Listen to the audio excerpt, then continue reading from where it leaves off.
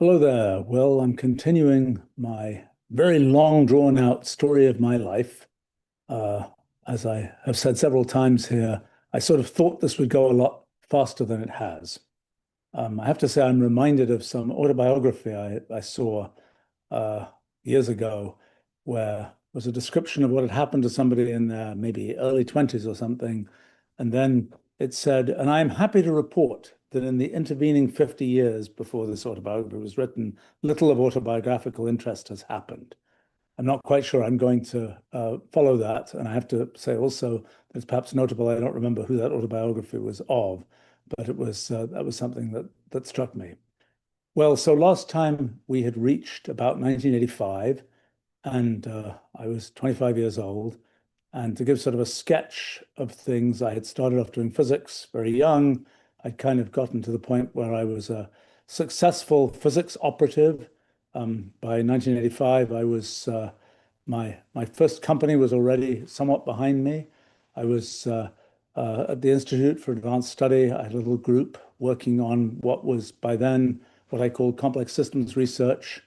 My hobby was doing tech consulting for some large organizations like Los Alamos and Bell Labs, and intermediate ones like Thinking Machines Corporation, and a bunch of smaller and more niche kinds of places. So that was my kind of day job, was doing research, and I had a very productive period of time working on kind of the beginnings of how do simple programs behave, what I would now call ruleology, particularly in the context of cellular automata, really understanding this idea of computation as a foundation for thinking about the world. Um, I suppose from a technical point of view, I was using SMP, my first big computer system symbolic manipulation program for some things. I was also writing lots of C code, and I was, in fact, I wrote a big system for dealing with cellular automata that had a very primitive interface that was just kind of a command line thing where you're picking things from essentially command line menus. I actually dusted that off recently and still works. And there are even some things in there that I didn't quite know how to do now. And that was from the 1984 or so. When it came to making pictures of things, it was sometimes print them out on a laser printer, high resolution black and white pictures. Sometimes it was, oh, I want a color picture. Then it had to be on a color display. And the only real way to capture that data from the color display was with a camera. And there are all kinds of pictures of mine from that time where there was kind of an ugly thing that happens when you have a camera looking at a CRT. These were CRT displays. Um, you get kind of in the center of the screen this kind of weird brown spot from some kind of exposure artifact. And I have to say, like some of my cellular automata were like on the cover of Nature magazine with their nasty brown spot from color pictures. Sometimes I would try and make 3D pictures. For example, in studying two-dimensional cellular automata as a function of time, you make these 3D pictures. At that time, that was still pretty hard to do. Ended up using, at first, using a Cray supercomputer at Los Alamos and generating kind of film output and so on. I'd also tried to use the connection machine computer to do that. One of the things I learned from all of that was that the ease of things that I could do in SMP, actually, because it could make SMP could make some graphics, was so much over, the fact that yes, the Cray could probably do it in a few seconds, whereas it might take my regular SMP computer type thing much more time. It was much more important that it was convenient and I could do it anytime I wanted than that the computer would run really quickly. So, and at the time, I was mostly using Sun microsystems, Sun workstations. There was we had a Ridge computer, which was an early RISC computer, and a few other things like that. Um, but that was my main sort of computer workflow. Had to do with going between multiple tools and C programs and graphics and some SMP and things like this. I mean, SMP actually had all kinds of features that we haven't seen until very recent times. Like SMP had a notion of doing parallel computation, even some fairly advanced ideas about about how to set up parallelism in the context of a language. It also had the ability to load binaries right into the address space of SMP. And that was a fine idea until the binary went wrong and the whole process crashed. Um, many things about SMP were sort of an interesting story of software design. We'll come to that maybe in a few minutes. I suppose in my uh, I think I was a pretty I was mostly just doing science, hanging out, doing these occasional consulting things, and sort of existing in this rather lovely office space that we had at the institute, and walking back and forth on probably I think the office was sort of upstairs from where old Einstein's office had been, and the path where I kind of walked home was the same path where I think there's a picture of Einstein and Kurt Gödel on that very same path. But in any case, from years earlier. So uh, the when I was kind of out and about in the world, I was going to a lot of in those days there were very few kind of mixer type conferences. Usually things were, oh, this is a conference about dynamical systems theory, or this is a conference about theoretical biology. There wasn't a lot where there was sort of a mixture of people from lots of different fields. There are a few examples of that, though. Actually, the MacArthur Foundation, who'd been kind enough to give me some fine fellowship back in 1981, there was a 5 year sort of gig of sort of free money. Um, and I have to say, one of the charming things they did, which was a thing of them in those times, was when the fellowship ended, they sent everybody this, I think it was a New Yorker cartoon that was a picture of somebody looking a bit down and out, saying, and somebody else saying, the person is saying, somebody else is saying, I wish I'd met you while you still had that MacArthur grant type thing. But it was in any case, I thought one of the better things that they did in those days was to have these occasional, I think every year, 18 months or so, sort of get-togethers of people who'd got these fellowships, just a very wide range of people. And I met many people there who I stayed in touch with many, many years. It was great. It was interesting that some people never showed up to those things. Some people showed up quite a bit. I think the only people who'd showed up, there were only in the end two people who'd showed up to every single one of their get-togethers. It helped that for a while during this period I was living in Chicago, which is where the get-togethers were, so it was much easier for me. But it was me and a novelist named Cormac McCarthy were the only people who'd showed up to all of them, and was kind of. But I don't know quite what that tells one. Both Cormac and myself were interested in people, though perhaps in slightly different ways. Um, and we always used to have entertaining conversations about, I think, watching each other's lives sort of on fast forward. Um, but and I suppose in those days, my only sort of recreational activity was occasionally I would decide to sort of go away for a weekend. In those days, there was a airline called People Express that mostly operated out of Newark Airport, which is sort of the nearest big airport to Princeton. Um, and you could just go there, get on a plane, pay for your ticket once you were on the plane. And I kind of had this thing going for a little while of just go there and find the first plane listed on the sort of departure list, get on that plane and go to wherever and spend a day or so there, which was kind of fun. And occasionally I would arrange to meet people, sometimes people I'd never met before, on those on sort of correlated such trips. But that was my sort of approximation to recreational activity. I had a thing going actually with Danny Hillis, which we never executed, which was pick a random lat long on the Earth's surface and then just sort of figure out how to go there. We never did that. Somebody I know recently independently invented that idea as a thing to do. In any case, meanwhile, I was kind of looking around for sort of how to grow this field of complex systems research. The Institute for Advanced Study had sort of become a politically troublesome place as I tried to grow this effort, and as sort of the flow of money that was coming in for things was it was a complicated story. And in any case, it was sort of too small for what I wanted, but I thought I wanted to grow.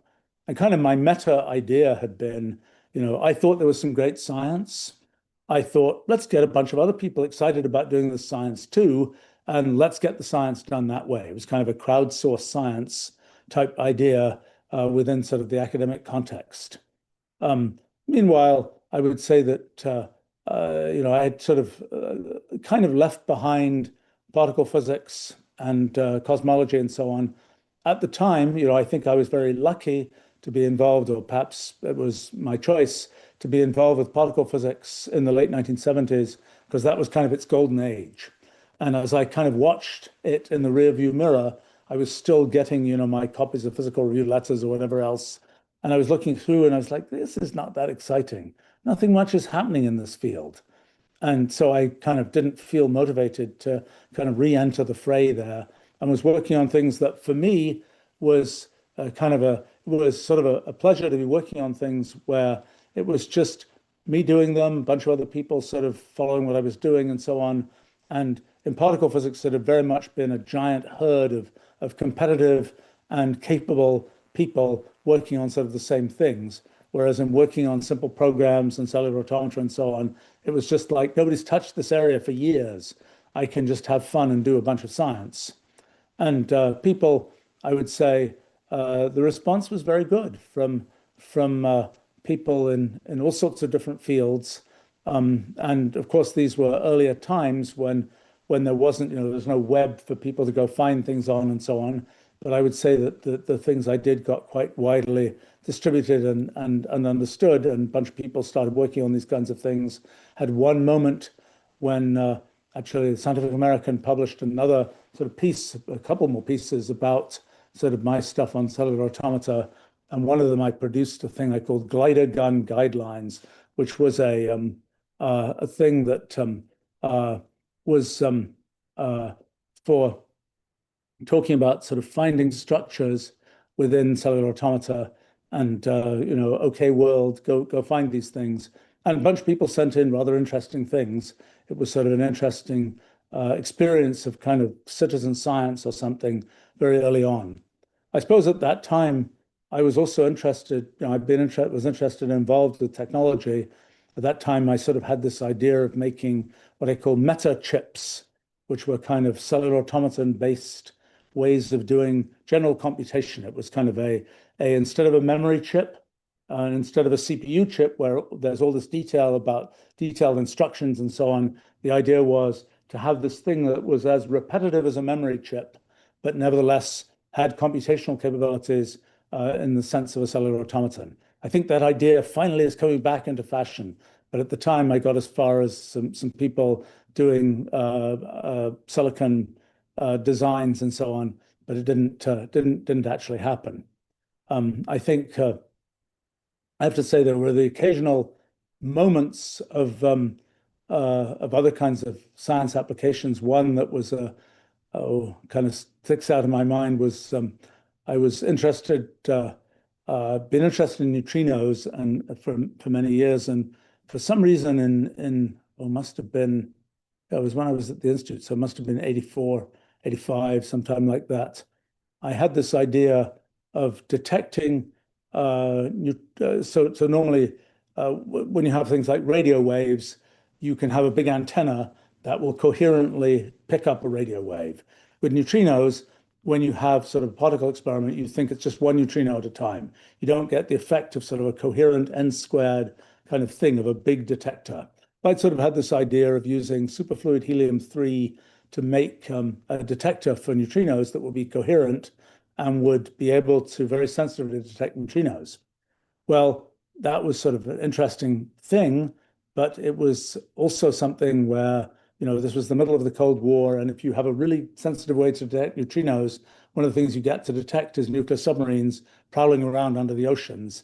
And I had this awkward moment when it was kind of like, what do I do with this information that if one can detect, neutrinos from orbit? Fortunately, it turns out the idea didn't work, so I didn't have to solve that problem.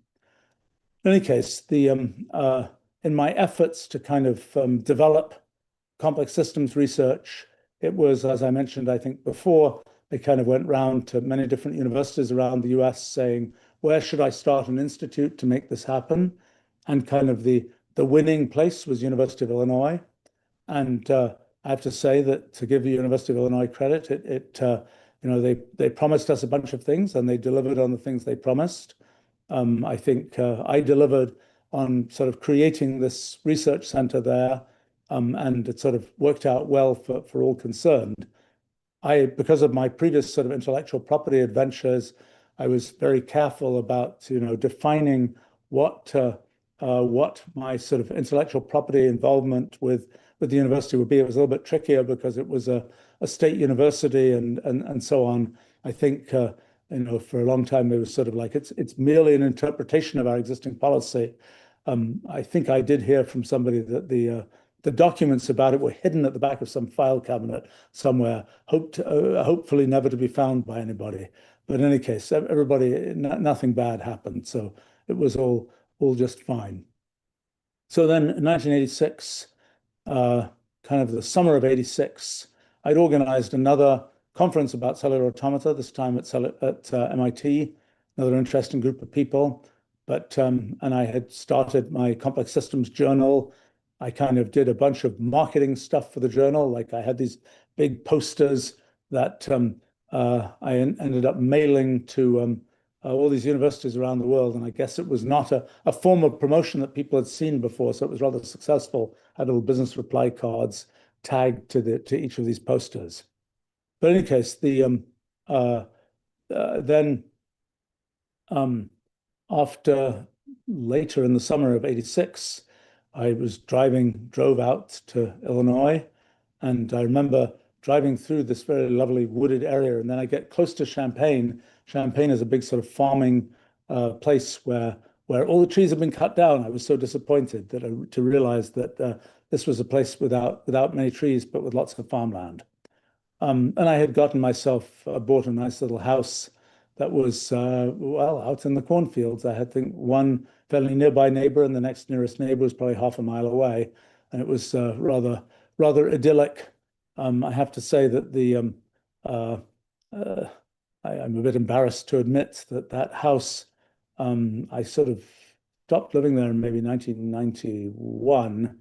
And I kind of didn't do anything with the house for like 25 years or so.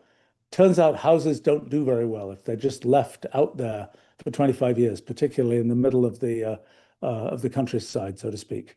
So not a bit of an irresponsible outcome there.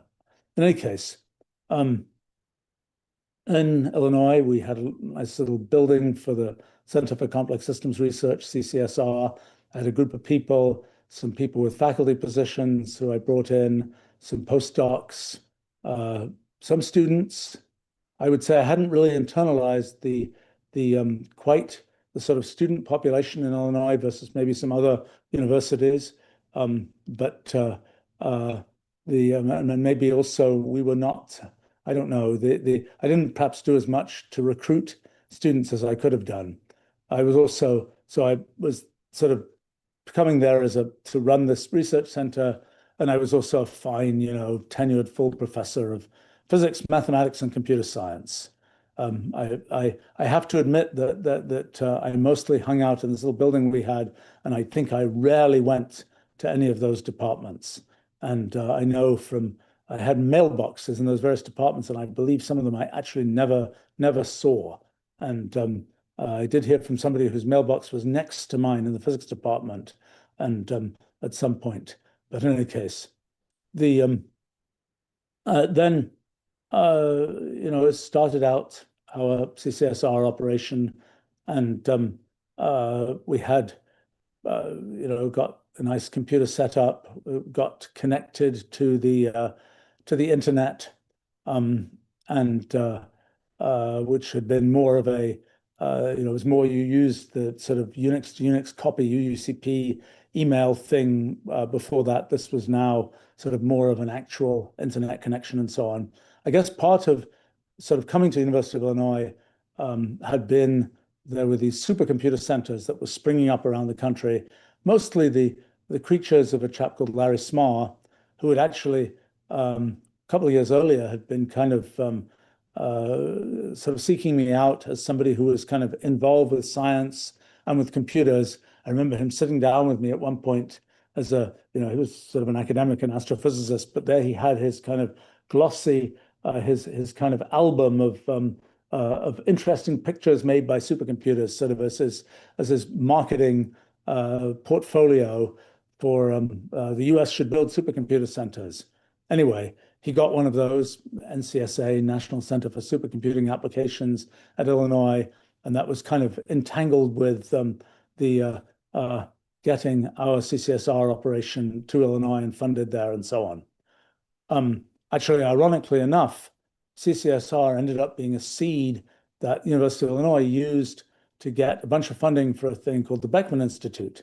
Well, in my earlier story, perhaps I had explained that all of the trouble that had caused me to leave Caltech had originated with none other than Arnold Beckman. So it was sort of ironic that after that, just a few years later, a bunch of kind of Beckman money got used to build something which was kind of seeded from my complex systems effort. In any case, get to University of Illinois, and it was, I would say, off to a good start. I was not necessarily the best fit within a university. I think one of the notable things I remember happened fairly quickly after I arrived there. I was sort of on some committee that was supposed to pick some speaker for some lecture series or some such other thing. And I'm kind of walking over to the meeting for this thing and writing down a few names to propose. I get there and I kind of say, well, I've written down a few names, what do you think of these names? People are like, oh yeah, those are really good ideas. So I'm like, okay, let's pick, the one we like best and invite them first, and then we're done. And they were like, oh, you don't understand. This is one of a series of however many, 5 meetings or something to discuss this topic. And I'm like, really? Really? I don't understand. I'm out of here. I can't, this is not what I can deal with. I'm kind of, I think I can, figure out how to make decisions about things. I'm not really a committee person. Never was, never will be. I have to say at the Institute, I remember some interesting sort of committee-esque at the Institute in Princeton events, particularly a few Freeman Dyson stories related to that, with him as the dyed-in-the-wool contrarian, and me as okay, Freeman said we would do this at the beginning of this meeting. We're now at the end of the meeting. It's clearly crazy, but Freeman said we should do this, so let's do it anyway, type thing. In any case, so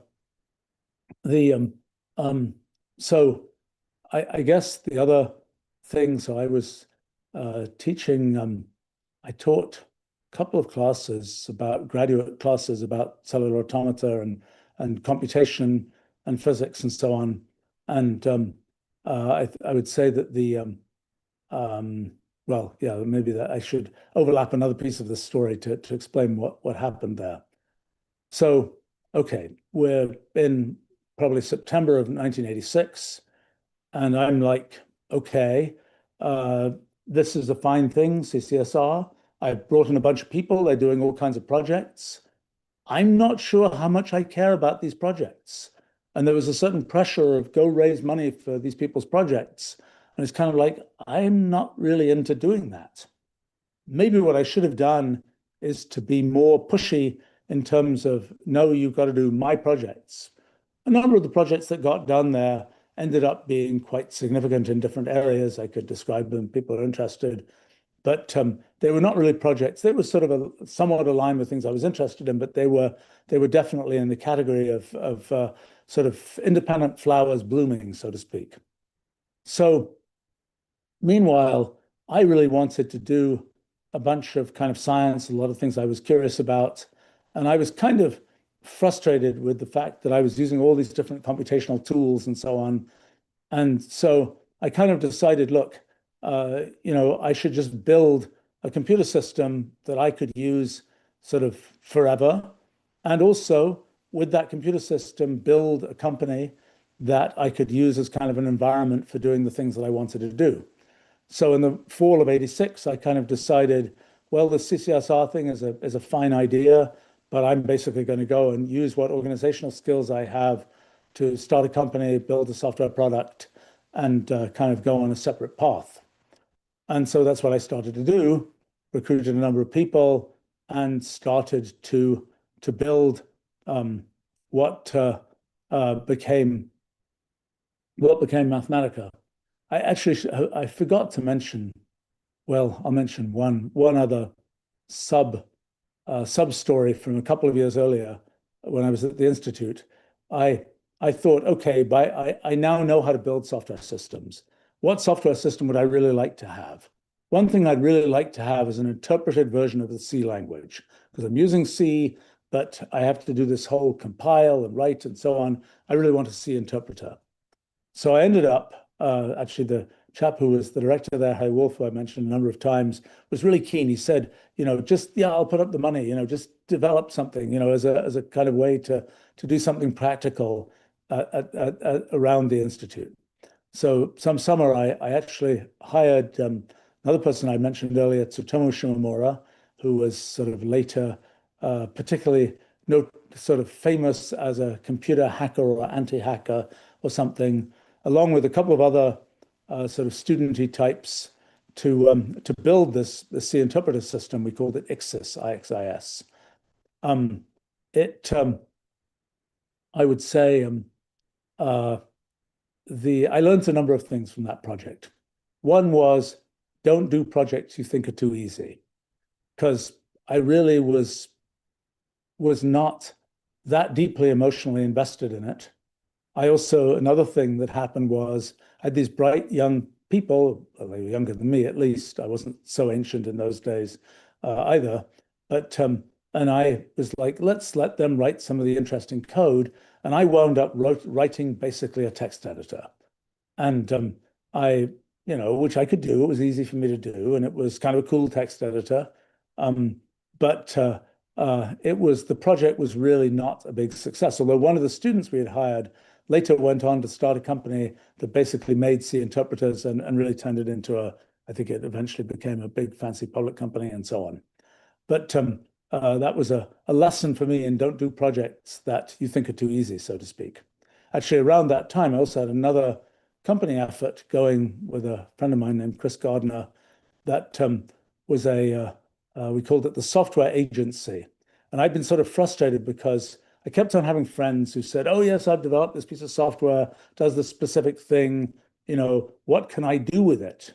And I, meanwhile, knew a lot of people out in the tech industry.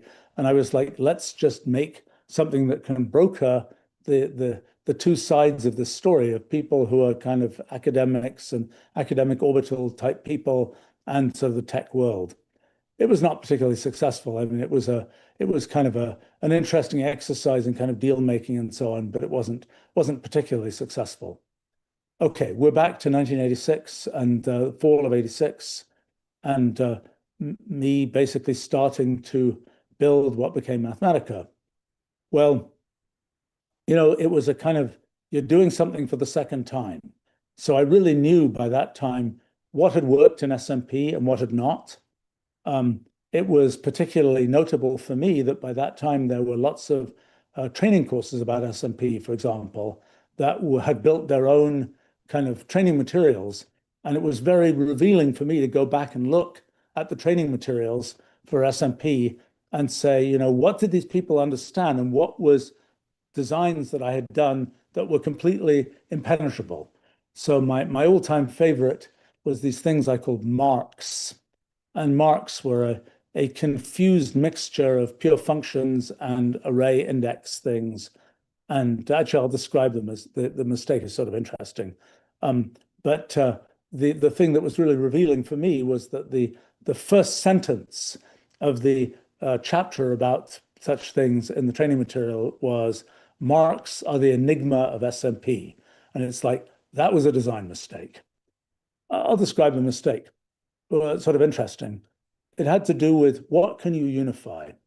So I had the idea that arrays are just like functions that happen to have been fed particular indices as integers as sort of arguments.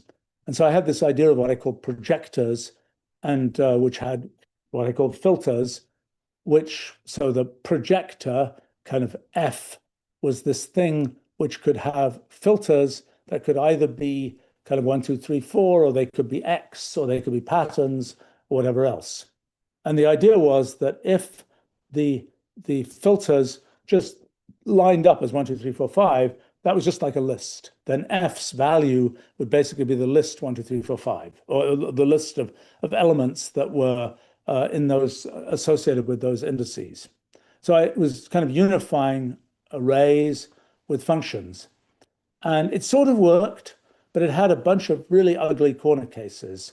And it had, for example, one of the things, there was this thing called tier, T-I-E-R, which was it was why in those days I called them properties, now call them attributes, that had to do with whether a function would sort of take its arguments in one gulp, or whether it would, as we would now say, curry them into separate pieces, like the elements of a matrix where you're pulling out rows and then pulling out individual elements. Anyway, that was one of many sort of design glitchoids in SMP. And there were things like the short command names, there were things like pattern variables being $X and so on. But the whole notion of transformation rules for symbolic expressions, it was clear that was a really good idea. I mean, SMP was more extreme about using that idea in the sense that it really did everything that way. And it really didn't have, I mean, it had some functional programming constructs and so on, but it really was trying to prevent people from doing programming in other paradigms.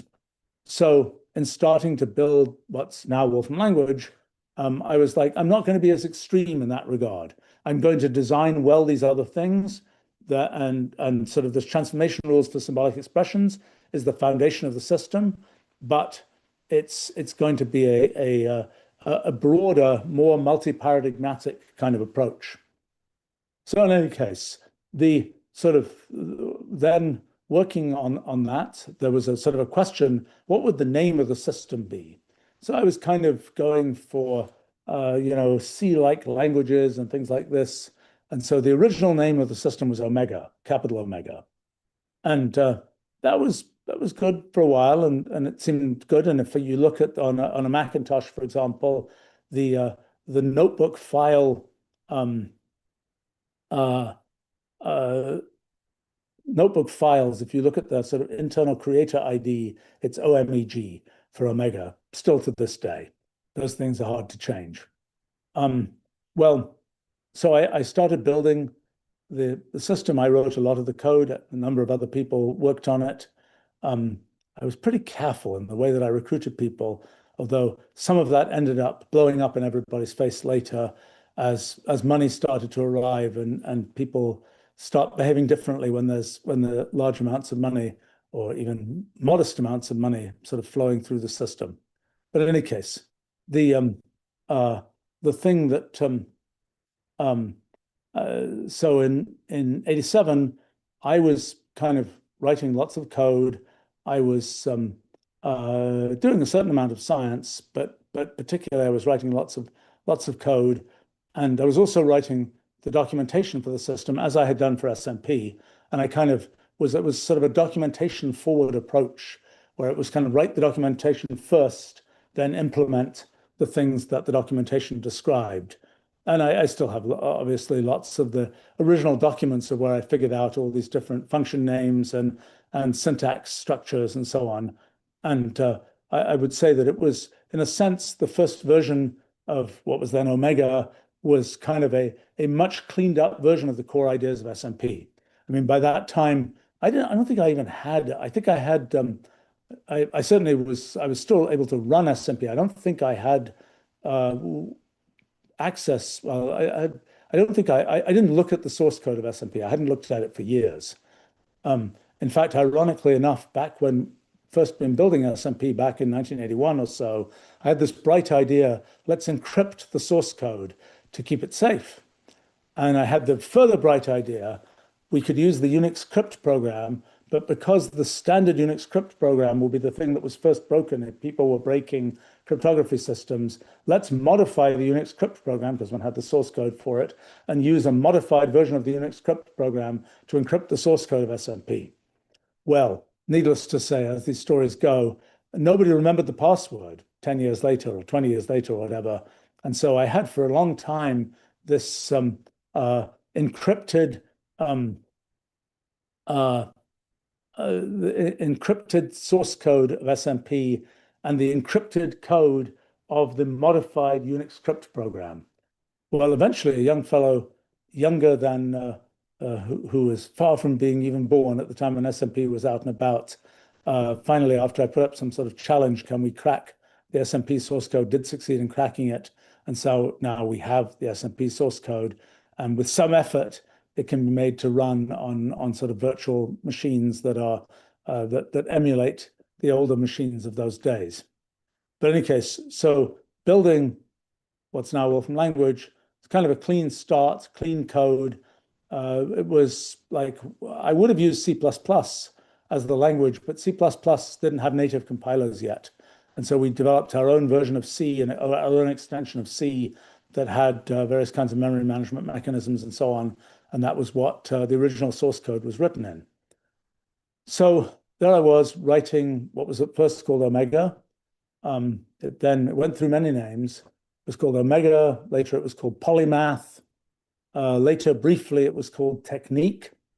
And finally, it was called Mathematica. Well, I was also at that time figuring out, okay, how was I going to get this company up and running?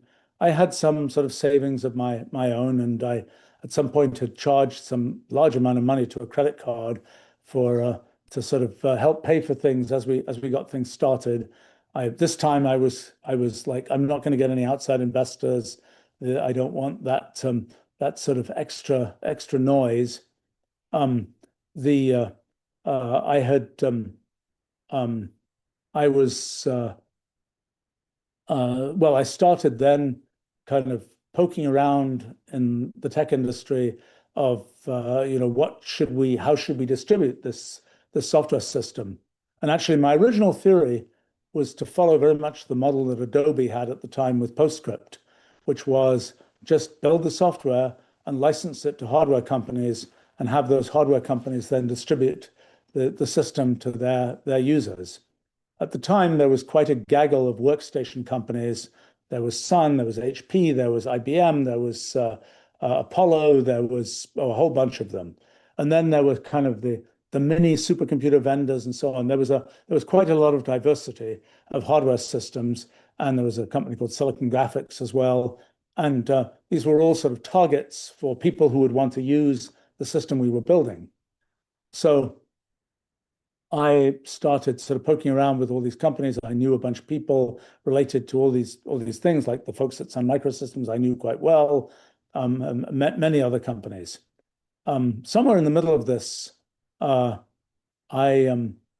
was actually I should tell another story fragment here because it connects with this. Okay, so when I had been spending time in the summers in Boston, particularly at Thinking Machines Corporation, I met all kinds of people in sort of MIT orbit, and so happened one summer I was subletting an apartment from Margaret Minsky, daughter of Marvin Minsky, AI pioneer, because Margaret was, I think, in Japan that summer or something.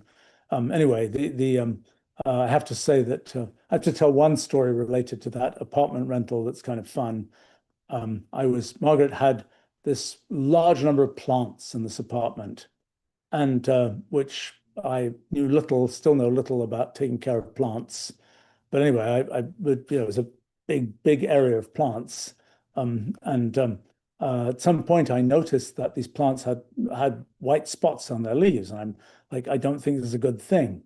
So I call Marvin Minsky and tell him this, and he starts this long conversation about the future of micro robots and how you can have sort of micro robots attack the whatever the pest is that's attacking these plants and so on. And eventually I was like, but what should I actually do about Margaret's plants? He said, talk to my wife, Gloria. I don't know. So then we got an answer to that. But that was a very typical Marvin interaction. I knew Marvin for many years. In any case, through Margaret, I'd ended up meeting a guy called Mike Hawley, who was at that time working for Next, which was the company that Steve Jobs had started after he was ejected from Apple. And Mike Hawley was at that time, I think he was trying to get, maybe a little bit later than that, he was trying to get the Oxford English Dictionary set up so that it could be run on a Next, so to speak. Next was a very secretive company. But anyway, I went and visited them and so on, and somehow and got to know Steve Jobs and got to know that company. And Steve was like, yes, let's get this Mathematica thing. And he actually had sort of, I think, semi-independently suggested the name Mathematica as a name for the system. Let's get this on on the next computer. Let's bundle it on the next computer. I'll pay you some pittance per computer. But of course, in Steve's way of explaining these things, there are going to be a zillion of these computers everywhere. So, I think he was paying us more than Microsoft got paid for MS-DOS when it was first bundled on IBM PCs. I thought that was probably okay, because who knew what the future was. So in any case, that was kind of the first actual deal that got inked, the deal to bundle Mathematica on the next computer. And then there followed from that a whole bunch of other deals with Sun Microsystems, with Silicon Graphics, with IBM, with Apollo, with the usual cast of characters of computer companies of the time. Most of those other deals were not bundling deals. They were mostly, those companies would sell our software as a sort of add-on thing for their computers. I think Apple was sort of still in the picture at the time, was in the picture. It wasn't, I guess we had realized that you could run Mathematica on a sort of a high-end Mac computer. On PCs, it simply wouldn't run, because PCs in those days had 640K of memory, and there were this memory extension mechanisms and so on. Those were just beginning to come into existence, but you really basically just couldn't fit it on a PC. So we were like, okay, it's not going to work there. The Mac was going to be kind of the lowest end machine and the main personal machine on which it could be run.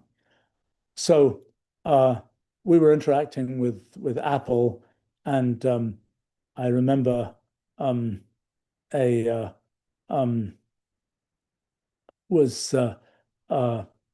at that time, they were trying to spin off a company called Claris, which was kind of going to be their software. They'd had a bunch of bundled software on the Mac, but then they were trying to spin off this Claris company to try and make software. And then there were these various other companies, and ended up one chap I met at that time was Guy Kawasaki, who was then running a company called Acius, which made a sort of the main. Guy Kawasaki had been sort of the original big evangelist for Apple when the Mac had first come out under Steve Jobs, and he was then running this company, and he gave was kind of like, how are we going to sell this for the Mac?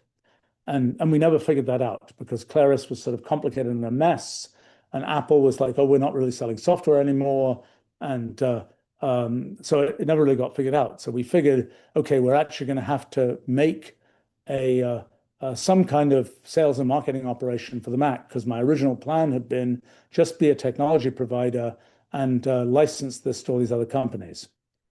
Well, meanwhile, let's see, all sorts of things happened. Oh yeah, there was a fun little episode with Apple. They had this, had a competition for college students for design the personal computer of the year 2000. And so a gaggle of students from the University of Illinois came to me and said, would I be their sort of faculty advisor for this thing? There was a chap called Steve Skeena, who was later became a computer science professor, but who was sort of the leader of that pack. And so I said, sure, I'll do that. And so we came up with this, I would say, quite good sort of story of a tablet computer. This was in 1987 or so, that had a lot of very modern features, I would say. When the iPad came out, a bunch of people sent mail saying, gosh, Apple, copied your ideas from this tablet competition, or that we call it this tablet thing in this competition. So it was kind of um, I must say that in doing that competition, I was kind of it was mostly about hardware and about some sort of system software because I was kind of strenuously avoiding talking about a lot of things I really knew about software to avoid kind of entangling kind of the whole story of what we were doing with the company and so on. And I was meanwhile quite independently talking to folks at Apple about this stuff. But we duly won this little competition, and it was quite a fun thing, and a few interesting articles got written based on that. Meanwhile, I was kind of uh, sort of playing professor at University of Illinois, and I had eventually I'd done some graduate classes, and then in my was kind of like, okay, I should teach a real undergraduate class. So I volunteered to teach the physics for non-scientists class. Now, one of the sort of anomalies of this was I'd never really been in an undergraduate classroom. I hadn't spent time in Oxford doing that. I'd never been in an American one. I really knew absolutely nothing about what I was going to run into as teaching an undergraduate class at University of Illinois. And there were like 70 students or so. And it was kind of my little goal was, they're going to be students from all around the university doing this as some kind of distribution requirement. Let me try and convert some of them to physicists or scientists or whatever. That will be fun. Well, I have to say, I think I did a good job in terms of kind of sort of presentation of material and so on. I think that my expectations for what this was and what would happen were very far off. I mean, I remember there were many disasters. Among them, my first homework for that class, I was like, it was about estimation problems. And I talked to some in the class about estimating things and so on. But the first question in my first homework was estimate the number of ears of corn in a typical cornfield. This was a place where there were lots of cornfields on display, so to speak. Everybody said this was way too hard. You didn't tell us how to do this. It's like, well, I mean, think about it. How big is a cornfield? It's maybe a mile on a side if it's a big thing, and how close are the corn plants, and you know how to multiply, and et cetera, et cetera, et cetera. But I was completely, my theory, my model for the level of thinking that would go on was completely wrong. I had many other disasters in that course. Another one that I did a lecture about how airplanes work, and the I described a bunch of things about planes and what they do when they land and this and that and the other, and there were just an awful lot of blank looks. And eventually I said, "Who here has been on a plane?" And the answer was only about half the class. So I completely misestimated that as well. I guess I hadn't really thought about it properly. But in any case, uh, it was there were a number of kind of townsfolk who started showing up to these lectures of mine and sitting at the back, and they seemed to have a good time. But I was fairly, I tried. I had a TA who was dealing with these homework problems, and then I later heard from somebody, professor whose I think girlfriend had been in this class, and he was like, "Yeah, I was trying to do these problems that I mean there were a bunch of I remember I had some questions like, discuss some of the issues in building a a dome to cover a city to give it artificial weather type thing. A bunch of these things. Certainly I had talked about some of the science behind these things. I but and perhaps I should get out my old homework questions. They might be fun again now. In any case, that was my experience of undergraduate teaching. Meanwhile, actually, even before when I had been teaching these graduate classes, I felt a little bit sort of Indiana Jones-like because I was, teaching these very academic type classes, and then I was, getting on a plane and going to Silicon Valley and trying to do a bunch of tech business, so to speak, and then coming back again. A few people started to ask me, who sort of knew something about what was going on behind those scenes, was sort of starting to ask me for stock tips and things like that, which I thought was kind of nice. In any case, the So this then got us to, well, 1988. Another thing that had happened was I decided I wanted to publish the documentation for Mathematica as a book. And I'd kind of taken that from kind of what had happened with the C programming language. The Koenig and Ritchie book about C had really been an important thing for the C programming language. Similarly with PostScript, the PostScript books were important. They were published respectively, I think, by Prentice Hall and by Addison Wesley. So I talked to both of those publishing companies. At Addison Wesley, I kind of got into contact with a chap called Alan Wilde, who was at that time running a thing called the Advanced Book Program, which actually had been the main sort of scientific person involved with that was an aforementioned David Pines, who happened to be a person at University of Illinois. In any case, I think Alan Wilde had been on a sort of more rapid trajectory at Addison Wesley Publishing Company. Then it had some health issues and sort of decided to, been agreed to take on this kind of side thing of the Advanced Book Program. Anyway, Alan kind of made the deal to publish the Mathematica book through Addison Wesley, and that was kind of going to be our main way of letting people know about the system, because after all, this was before the web. So how would people know sort of the detailed information about what Mathematica could do? Well, go into a bookstore, buy the book. So this got us to 1988, and June 23rd, 1988 was set as our kind of announcement date. And partly through Addison Wesley, I guess, through a friend of Alan Wilde's, was a PR person. And so we had a sort of Silicon Valley PR firm. And we also had Steve Jobs' PR people. And there was a whole sort of gaggle of effort to about sort of promoting the thing that we had. And we kind of set this date of June 23rd, 1988 as our release date. And kind of many things had to come together for that.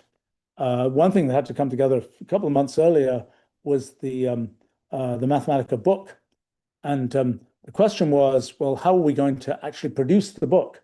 It was done at that time with tech. It sort of upgraded from TROF from my previous, that was my first big use of tech. We had this big complicated system that was a mixture of, I think, C, Mathematica code, and tech.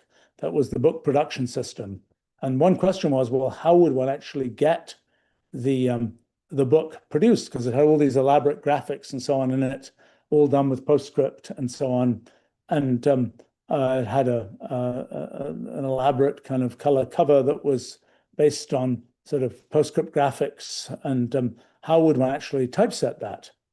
And so it turned out, well, despite many sort of, oh, we can do this and that and the other, nobody really quite knew, except one of the people who'd been involved with the project had a friend who happened to have a company that actually printed barcodes in Canada, in Toronto. And so it was like, well, they have a photo typesetting machine, and we can photo typeset this the book there. Well, in the end, in the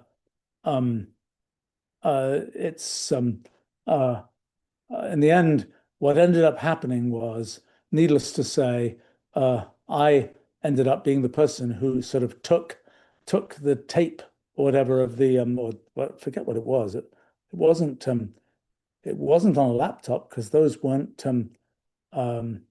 those were, I forget in what form. Maybe it was floppy disks. I don't remember. Maybe it was a disk drive. Took the typeset form. It must have been a disk drive, because it was rendered into PostScript and so on. Took it to Toronto, and it was actually right before, must have been before the Labor Day weekend. The Labor Day, I always forget the one at the beginning of the summer. I've lived in America for half a century and I still don't remember this. In any case, it was kind of take it there to go and actually typeset the book. And so we kind of spent a weekend, some holiday weekend, kind of babysitting a phototypesetting machine. And eventually there it was, a big box of film. And I flew from there to Logan Airport in Boston and handed this film to the production person from Addison Wesley, which was based near Boston. And there it was. And then the book could go off and get printed. Needless to say, just sort of in the nick of time. But there we were, heading for our June 23rd release time. And there'd been quite a lot of sort of PR interest. Actually, another thing that happened, I guess there was an article, a number of articles, but there was one notable one in Fortune magazine, I think. Yeah, Fortune, I believe. That was whose title was Physics Whiz Goes into Biz. And it had a rather lovely picture of me eating an ice cream, standing against a doorway at this research center that we had. And I sort of reprised that picture a few years ago.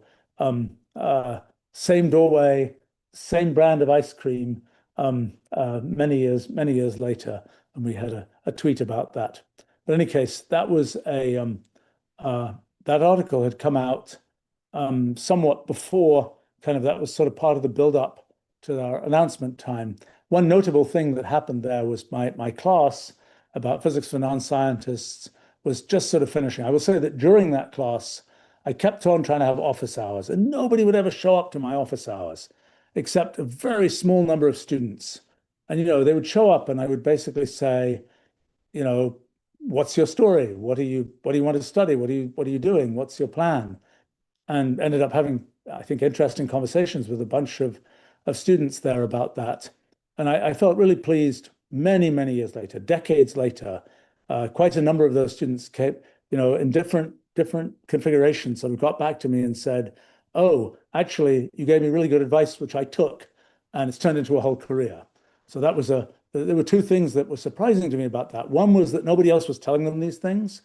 And two, I was pleased that I'd managed to be useful.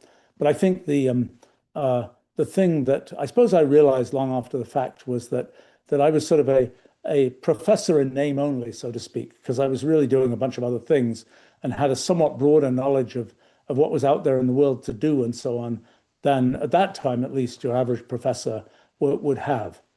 In any case, towards the end of this class, right at the very end, I was like, okay, let me have a party for the students who'd come to the class. So we had this kind of big conference room thing at our research center. And so it had this party and a bunch of, I forget, I don't know, 20, 30 kids showed up. And there was right after, like the day after or something, this article about Physics Whiz Goes into Biz had been published. And so I was sitting around with these people and they were very monosyllabic. It was very, very hard to get them to say anything. I could basically say, I sort of said, what's your major? What are you going to do this summer? And that was, I could get answers to those two questions. But anyway, the person who was working with me at the time kind of saw what a kind of disaster this was. And she went and photocopied a bunch of copies of this, article and handed them out to all the students. And so they're all sitting around, they're all reading through this article. It took a while. And eventually this one kid with a kind of typical reverse baseball cap and kind of sporty type kid says, hey, with all this stuff going on, why the heck are you teaching college? And so I was like, well, actually, you guys are probably the last people who will have the benefit or not of my efforts to do that. So actually, another thing somebody found in recent years in my archive is the evaluations from that class, which are somewhat amusing reading. It was sort of interesting in those days.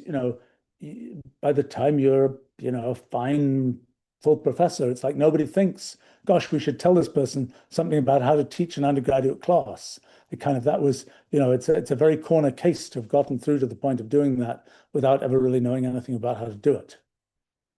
In any case, then right before our announcement, I'm out in Silicon Valley and doing all kinds of media stuff and going around one afternoon doing photo shoots for a bunch of publications and so on. And in those days, it was, the newspapers, the New York Times, the USA Today, Wall Street Journal, all these kinds of places were the people who covered stuff like this. And we'd set up this announcement event. We had this cool invitation we sent out for it. And the speakers at our announcement event were, well, Steve Jobs was one of them. And he was particularly notable because he'd really not been out in public much because he'd just been doing Next. Next had not yet released their computer. And so this was sort of a very rare appearance for Steve. There was also, oh gosh, a whole bunch of people. A guy called Larry Tesler from Apple, a chap called Forrest Baskett from Silicon Graphics. What am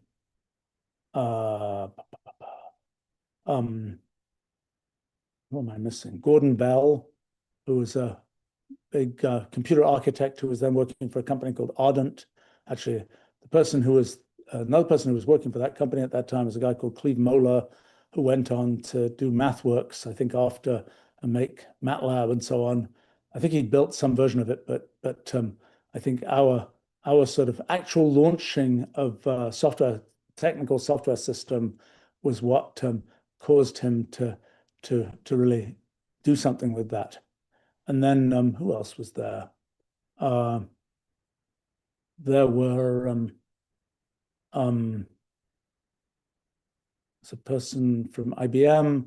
We'd made a bunch of these deals, and as always happens with deals, some of the deals were signed only the morning of the event. And these were all deals for these companies to distribute our software and so on. The other audience at this event were some journalists, some sort of tech industry folk. And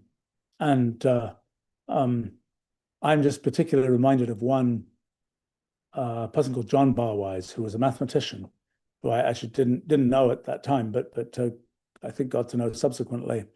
But he wrote a kind of review of this announcement event for some, I forget, Notice of the American Math Society or something. And it was very charming because he said, I thought I was coming to a math seminar, more or less, because, there's this thing called Mathematica and so on.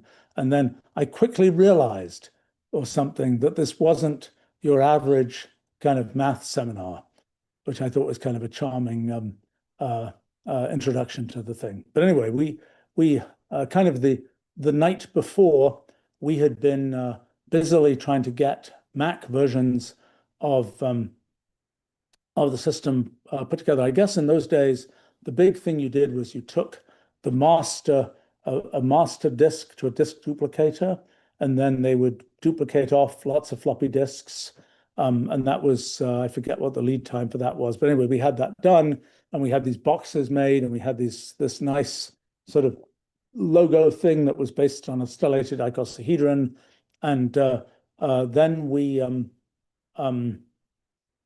were going to start selling this as a consumer product.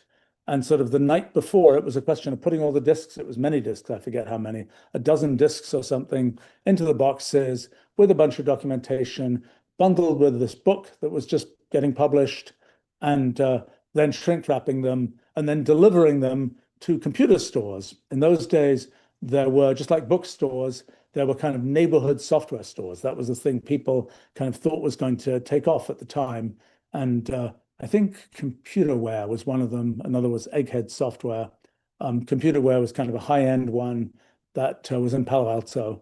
Anyway, we took things there, and it was ready to sell the next day. And I think that day after the product announcement, I forget whether it was that day or the next day, I went and did kind of, book authors often go to bookstores and do book signings and things like that.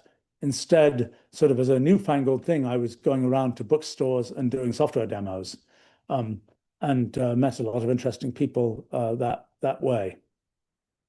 I think then the company was off and running. We had a few employees by that time. I should have said that part of what helped sort of launch the company was the fact that these deals had come with various kinds of upfront money.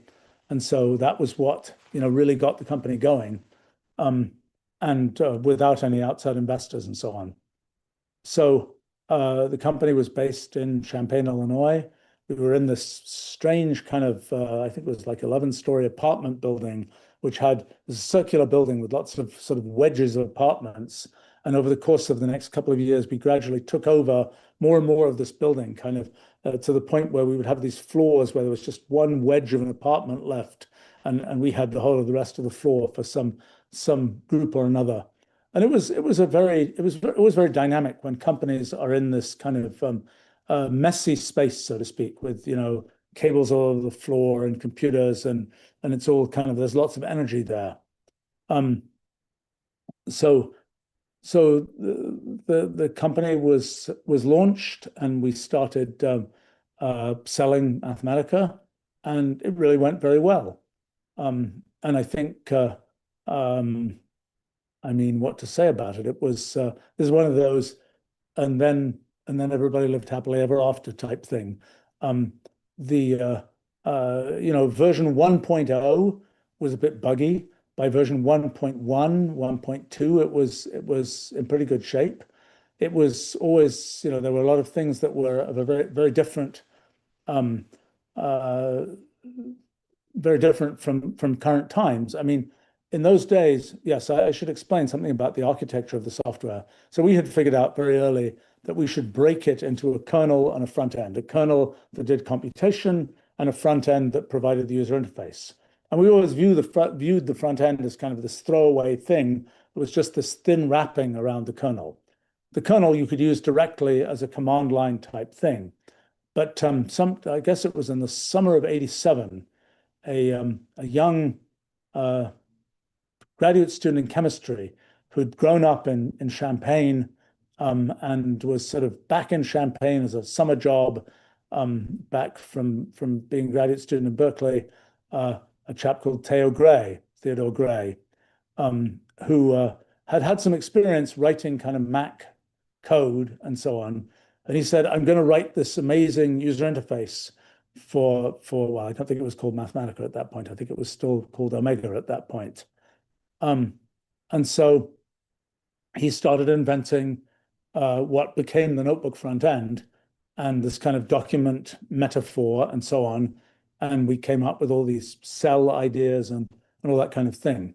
So the first version of, and meanwhile, by it must have been later that year, or was it '88? I'm not sure. Um, After we made this deal with, I think the deal was made in '87. So with Steve Jobs, it was like, and yes, we need an even better user interface for the next computer.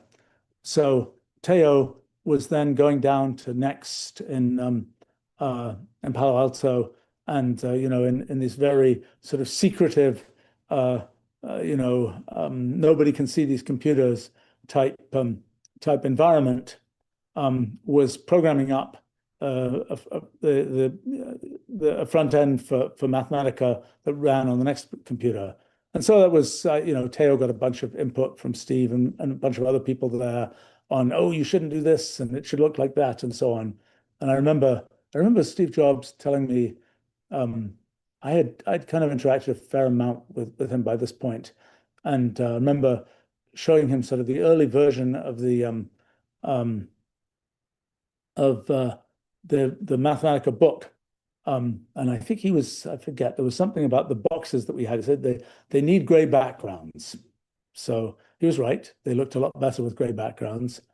But actually, for the Mathematica book, I had kind of developed a different style of writing than I'd ever had before. It was a very much, the SMP documentation was very minimalist, very kind of, very much just stating the facts and so on. For the Mathematica book, I had much more of a conversational style. And I also had a lot of these kind of dialogues of, kind of what you'd say, what the computer is saying type thing, and these boxes that summarized things. I thought it was a very effective kind of style, but it was different from what I had written with before. In any case, so by the time of the announcement of the next computer, which must have been when was that? Late 88. Uh, we I remember going to the announcement in San Francisco of the Next. Next was originally sort of intended to be a computer for higher education. Um, and I guess the higher education market turned out to be messier than Steve expected. Um, there were, however, Next computers that went all over the place, and people, and Steve's calculation that people would want to buy a Next computer to get the cool software that we had made on it was absolutely correct. And an absurd number of people would say to me, "Oh yes, I bought a Next computer so I could get a free copy of Mathematica." Um, which so good for Steve. That was a correct calculation.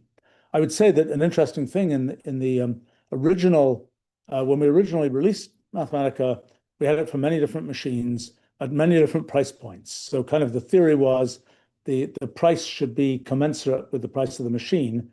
But so for the Mac, it was $495. And then we had this sort of experiment that there were separate floating point coprocessors that you could get for Macs. And we had the standard version, which was $495, and the enhanced version, which was $695 or maybe $795. That was the one that supported the floating point coprocessor. And one of the things that was sort of a learning for me in the sort of theory of these things is many more people bought the enhanced version than the standard version. But it was useful to have a lower price point because that was sort of the generic price point of productivity software. I mean, at that moment in the computer industry, there was sort of duking it out between Microsoft and Borland. Microsoft was at kind of a higher price point of $500 or so. Borland was at the under $100 price point. And it was like, what's going to win? How is the software industry going to evolve? And how is that going to affect what we do? But in any case, so often running, selling things, we were selling the Mac version directly. The other versions were being sold by the various companies that made those computers. Unfortunately, it was really hard to motivate the salespeople properly in those companies. And in the end, all of those deals we had to pull back and started selling those things ourselves, with the exception of the Next, which we didn't have to sell because it was bundled with the computer. And Nexts went to lots of interesting places. One notable one was bought by the theory, well, one collection of them, network of them, was bought by the theory division at CERN. And the sysadmin there was a chap called Tim Berners-Lee. And one of the things he did on those Nexts was to develop the web. And those Nexts had been bought specifically because CERN wanted to get sort of a good deal on buying Mathematica. So that was kind of a fun footnote to history. But then we were kind of busily developing sort of the next version of Mathematica, and sales were going really well. There was a lot of pent-up demand, I would say, for what we had made.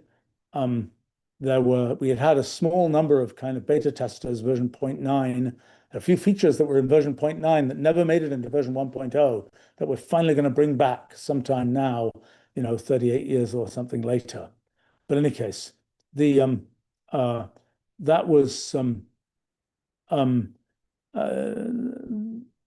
was interesting to see a lot of different kinds of customers, a lot of commercial customers, a lot of university customers, some things like high schools.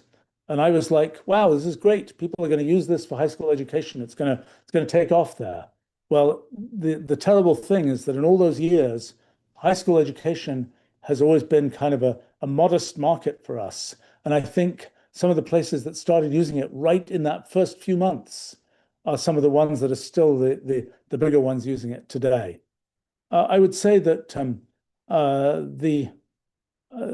there were just a lot of very interesting people who and who were using the product at that time. At universities, the tradition had been, oh, software just gets given away for free. People sell computers, but software just gets given away. We were like, we're not going to do that. We can't do that. This is, a lot of what we've done is very oriented towards academic kinds of things. And so we took the position, no, we're going to sell kind of site licenses to universities. At first, there was a huge amount of resistance to that. Over many years, that kind of people realized, yes, this is actually a good idea. I mean, we kind of had the original deal. We'll give you a big discount if you teach people about our stuff. And most of the universities kind of cheated us and kind of reneged on that second part. And but nevertheless, sort of the it became sort of the traditional thing to kind of just have a site license, and the university will pay for it, and then people at the university will mostly get it for free. There were a number of efforts which we're finally stamping out all these years later of sort of the university doing cost recovery from individual people and so on. But in any case, the I would say that uh, in looking through the registration cards was always kind of fun. We had physical registration cards, and there were kind of lots of well-known scientists and so on that I would see in the registration cards. I have to tell one story about that was kind of fun. It was, oh, I don't remember, soon after Mathematica came out.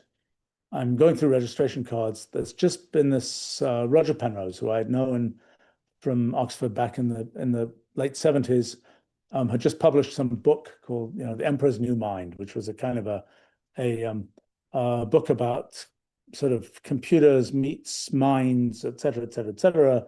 And there had been an article in, I think, Time magazine, right? I saw it seen just that day, whose heading was, something like Roger Penrose says computers are all dummies.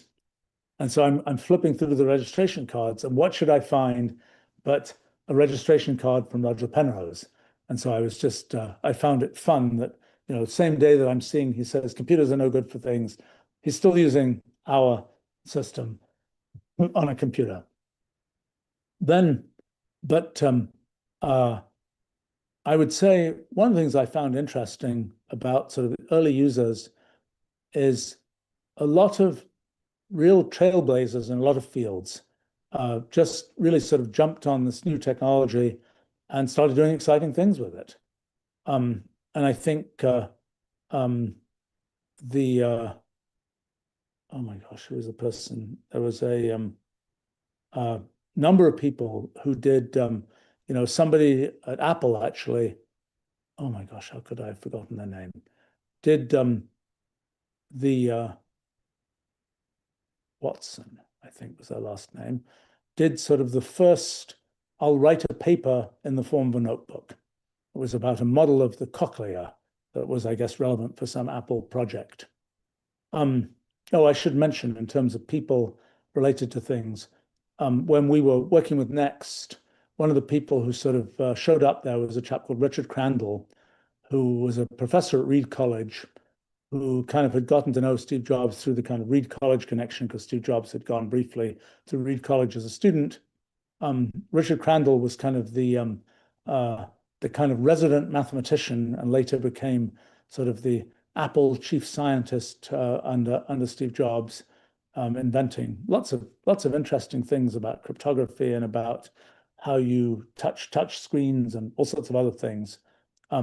But he was a very early test user, kind of the mathematician at Next, who was a scientist, who was really a physicist, who got to kind of poke at things in Mathematica and made all kinds of suggestions and so on.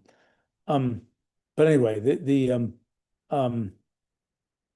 I think my gosh, Richard came up with some really good verbiage to describe Mathematica, which ended up getting used, and I'm now forgetting those quotes. Terrible. I will say that in the first the core design of Mathematica was as a general computational system.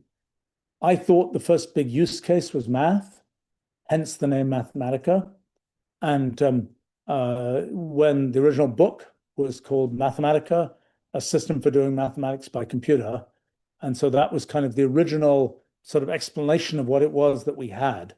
In the end, the Mathematica name became kind of annoying in many respects, because people said, oh, your thing does math, I don't do math, I don't need it, which was a very short-sighted view of things. I mean, I think at the time when I was naming Mathematica, I didn't know where math was going to go. Computer science was really expanding, although it hadn't really gotten to the point where was outside of a sort of small domain of theoretical computer science as far as academia was concerned. And lots of universities, Harvard barely had a computer science department, Princeton was just starting one, and so on.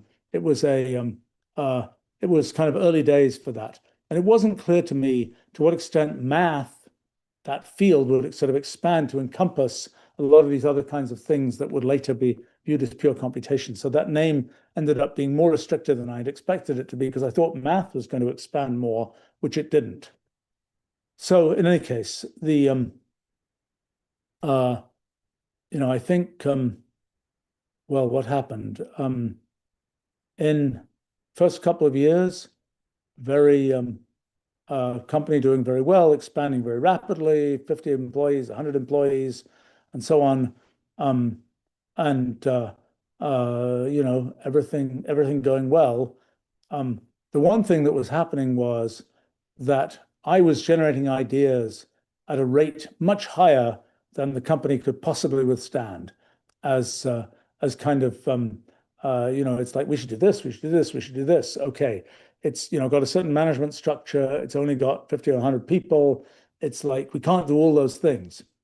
So I was sort of getting frustrated, and I thought, look, I really wanted to build what's now Wolfram language as a way to do science. I'm like, okay, let me sort of throttle back on the things that I'm doing at the company and let me try and actually do the science I had planned to do. Well, by that point, 1990 or so, I had hired a chief operating officer who was quite good at sort of organizing. He wasn't so good at doing new things, but he was quite good at doing things where it was a question of sort of keeping the company more organized. And meanwhile, in 1991, I went off and did a grand round the world tour in, I don't know, 30 cities in the US and 30 cities in Europe, going and talking about Mathematica. It was kind of interesting doing demos in those days because you couldn't bring the computer with you. The computer had to already be there. And there were lots of places where wild things happened. I can remember in Munich, they had a Mac, and I pressed the on button, and the computer basically explodes. And then I kind of kept the audience entertained for another hour or something while somebody battled through traffic to try and bring another Mac that could run the system. And then there were things like giving a talk in Moscow, and this was right after the fall of the Berlin Wall, as a strange time in the former Soviet Union, but an interesting time for like people saying, yes, yes, we've all used this product. Of course, we'd sold nothing at that time. These were all pirated versions. I had visited the Soviet Union actually earlier, had some interesting experiences then, but maybe that's for another time. In any case, I think actually that was 1991 was the time when I had a rather lovely experience. Yeah, that must have been at that time. I had been visiting the Federal Reserve in Washington, D.C., and talking about Mathematica. And the only thing they wanted to talk about was kind of statistical analysis of things, econometrics kinds of things. And then shortly afterwards, I was in Moscow and I was visiting the Central Economic Planning Bureau, or whatever it is, the analog of the Federal Reserve. And the only thing they wanted to talk about was linear programming and optimization. It was kind of a moment of seeing these two different economic systems from the point of view of the tools they use. Well, then by that time, I sort of decided, okay, after that tour, I decided, okay, that was right after we got version 2 of Mathematica out. I decided I'm going to kind of throttle back. I'm going to work on science.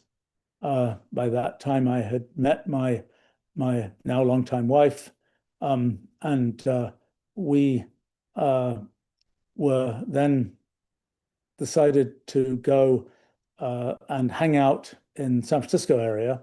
So we had this little house in the Oakland Hills, sort of overlooking San Francisco Bay, more or less. And then I kind of got to work. I had a Next computer, and I kind of got to work on writing what became my book, New Kind of Science. I also had become a remote CEO, and I was doing lots of stuff by phone. There was actually very early screen sharing that was possible, but I was also getting my email, delivered every 15 minutes, a dump of email coming in, and there was still sort of faxes coming in and all kinds of things like that. And I tended to adopt the habit of sort of working on the company. I've always been a late riser, or at least in adult life, I've been a late riser. So I sort of work on the company in the afternoon, and then go to work on my science project in the evening.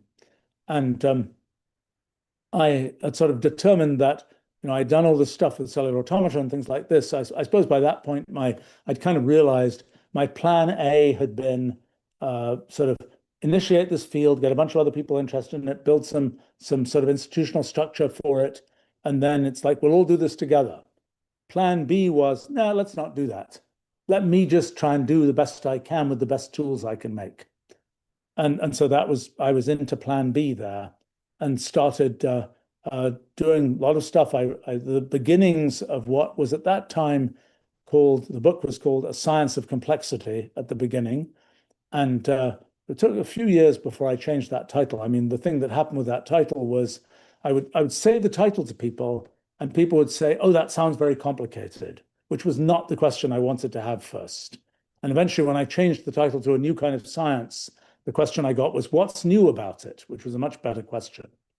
But in any case, in those days, I interacted a bit with the Silicon Valley crowd, although I don't think, it was sort of surprising how little I ended up interacting with that crowd, given that I was right there in the Bay Area for a year and a bit. And I was kind of working hard on science and discovering lots of things, and kind of I wrote the first few chapters of New Kind of Science rather quickly.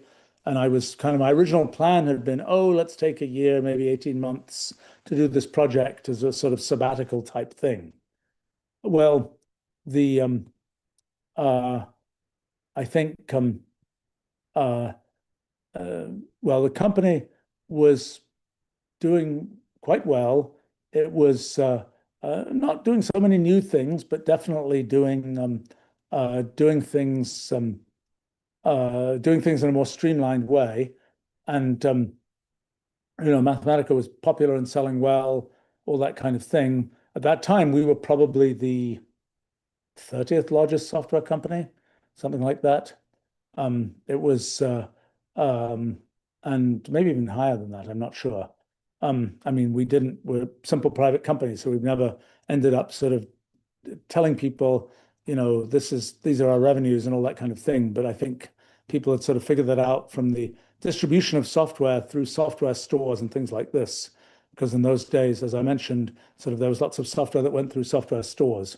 I guess at that time, we were first starting to make versions of Mathematica that ran on PCs. There were sort of more robust memory extension mechanisms for PCs. We'd made, I guess, Windows was coming online.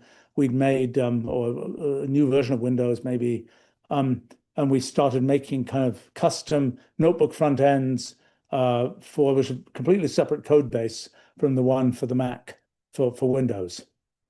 Well, the let's see, what happened next? Well, I spent several years. I mean, my estimate of a year, 18 months, dragged into many years. I basically spent, this is a quick period. I spent about a decade basically working on what became New Kind of Science. I suppose during that time, in the middle of that time, 1996, I kind of jumped back into the company for a year to get version 3 of Wolfram language out. And then I was just doing science, other than my day job of being a work from home remote CEO. I guess there were many things I was doing. I remember I was in, uh, for example, trying to get photographs of complex things and having all kinds of adventures, like going to the zoo to take pictures of the pigmentation patterns of animals and trying to figure out, was the pigmentation pattern on one side of a giraffe a mirror image of the one on the other side, and waiting for an incredibly long time for the giraffe to turn around and show me its other side, so to speak. And a lot of other kind of moments, like I remember in the winter, um, oh, this was I was always hopeful that the book would get finished real soon. And so at first was taking pictures of plants in Berkeley, California, and then a bit later in 1993 moved to a suburb of Illinois, Hinsdale, Illinois, um, to sort of be closer to the company. Um, and although I ended up not driving down there very often, but in any case, and then in midwinter in Illinois, I was like, I'm going to have this. They're going to make this array of pictures of leaves for some part of new kind of science, and it's like, where do I get leaves in the middle of winter in Illinois from? And we had an employee at that time in Australia who happened to live right by the Melbourne Botanical Gardens, and so he went and took a bunch of pictures of leaves for me, and so there's an array in new kind of science, and every so often somebody will notice that these are a collection of leaves from very different parts of the planet. But you have to know your leaves to know that. Well, uh, I guess in those years, I had really in the early part of that time, I had kind of uh, interacted a bunch with people, sort of science people. And one of the things that happened was people would always say, "Oh, what are you working on? Oh, that's very interesting. What about this? What about that?" And I started, chasing some of those, what about this, what about that? It kind of drove me crazy because they kept on being things which were rabbit holes that I kind of didn't want to, they were not really contributing to making forward progress on the book. So I kind of decided to retract from all of that and basically become a complete hermit. And the um, and so that's what I did for nearly a decade. And I worked kind of late into the night. I mean, our three older children were born during that period of time. And I think my oldest son at some point referred to me to somebody as nocturnal, which was a more or less correct characterization. Um, but in any case, then that was kind of how I spent the 1990s. And then the the next big sort of event was the release of New Kind of Science, which was in 2002. And maybe I should stop here after I managed to jump through a decade very quickly. Gosh, come on, I'm actually in. I wrote New Kind of Science very slowly. I was very lucky to do one page in a day. And the notes at the back of the book took a really long time, particularly things like the historical research. I talked to lots of people. It was before the web. The web was kind of emerging during the time that I was working on the book. And some of that research would have become a lot easier, was becoming a lot easier with the web. But even with the web, it was not so easy. Um, and I think the thing that I um, in retrospect, I'm glad I spent so long on it because there's a lot in that book.